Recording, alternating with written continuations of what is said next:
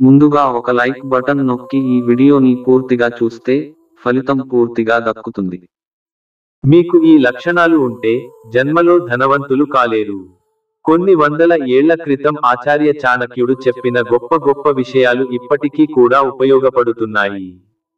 ఆయన చెప్పిన సూత్రాలను పాటిస్తే గనుక మనుషులు విజయ పథంలో పరిగెత్తవచ్చు. ముఖ్యంగా డబ్బుల విషయంలో ఆయన మాటలు వజ్రాల కంటే విలువైనవి అని చెప్పటంలో ఎలాంటి అతిశయోక్తి లేదు. పేదరికంలో బతకాలని ఎవ్వరికి మాత్రం ఉంటుంది చెప్పండి? అవకాశం వస్తే కోట్లు సంపాదించి నేనే తోపు అనిపించుకోవాలని అందరికీ ఉంటుంది. ప్రపంచం ఈ మూల నుంచి ఆ మూల వరకు ఉండే 99.99% మందికి ధనవంతులు కావాలనే ఉంటుంది. కానీ కేవలం కొంతమంది మాత్రమే కోట్లు సంపాదించి విలాసవంతమైన జీవితాన్ని ఆస్వాదిస్తున్నారు. మరికొంతమంది మాత్రం ఎంత ప్రయత్నించినా పేదరికంలోనే మిగిలిపోతున్నారు. ఆచార్య చాణక్యుడు చెప్పిన దాని ప్రకారం ఈ లక్షణాలు ఉన్న వారు ఎప్పటికీ ధనవంతులు కాలేరట. జీవితాంతం పేదలుగానే మిగిలిపోతారట. మనల్ని పేదలుగానే ఉంచే ఆ లక్షణాలు ఏంటో ఇప్పుడు తెలుసుకుందాం.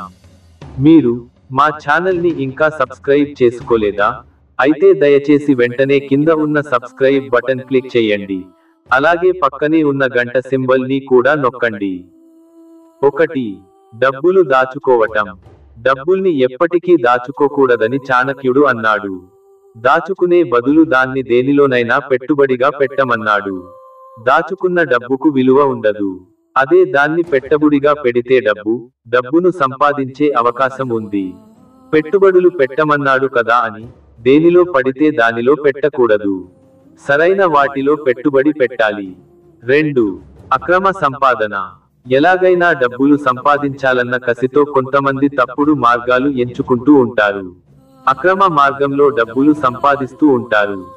అలాంటి వారు మొదట్లో కుప్పలు తెప్పలుగా డబ్బు సంపాదించవచ్చు, కానీ చేసేది తప్పుడు పని కాబట్టి ఎప్పటికైనా నష్టపోతారు. అక్రమ మార్గంలో సంపాదించే డబ్బు ఎక్కువ రోజులు నిలవదని చాణక్యుడు అన్నాడు. 3. దానకర్ణుడు. దానం చేయడం మంచి గుణమే కానీ అతిగా దానం చేయడం మాత్రం ఖచ్చితంగా మంచిది కాదు.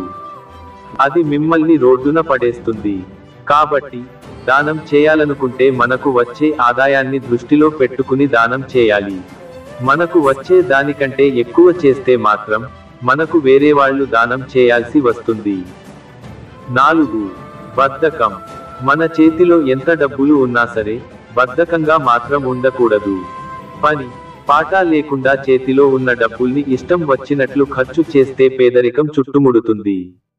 బద్ధకాన్ని వదిలి డబ్బులు సంపాదించే మార్గాలను వెతుక్కోవాలి. 5. ఖర్చులు. నువ్వు ఎంత సంపాదిస్తున్నావు అన్న దానికంటే సంపాదించిన దాంట్లో ఎంత ఖర్చు చేస్తున్నావు అన్నదే ఆర్థిక భవిష్యత్తును డిసైడ్ చేస్తుంది. మనకు అవసరం ఉన్నా లేకపోయినా ఇష్టం వచ్చినవన్నీ కొనుక్కుంటూ వెళితే చివరికి చిప్పే గతి అవుతుంది. 6. గర్వపడకూడదు.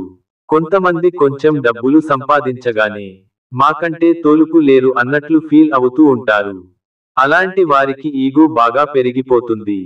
ఆ ఈగో కారణంగా బుర్ర సరిగా పని చేయటం మానేస్తుంది. గర్వం కారణంగా ఉన్నది పోయే అవకాశాలే ఎక్కువ. ఈ వీడియో మీకు నచ్చినట్లు అయితే దయచేసి షేర్, కామెంట్, లైక్ మరియు సబ్స్క్రైబ్ చేయండి.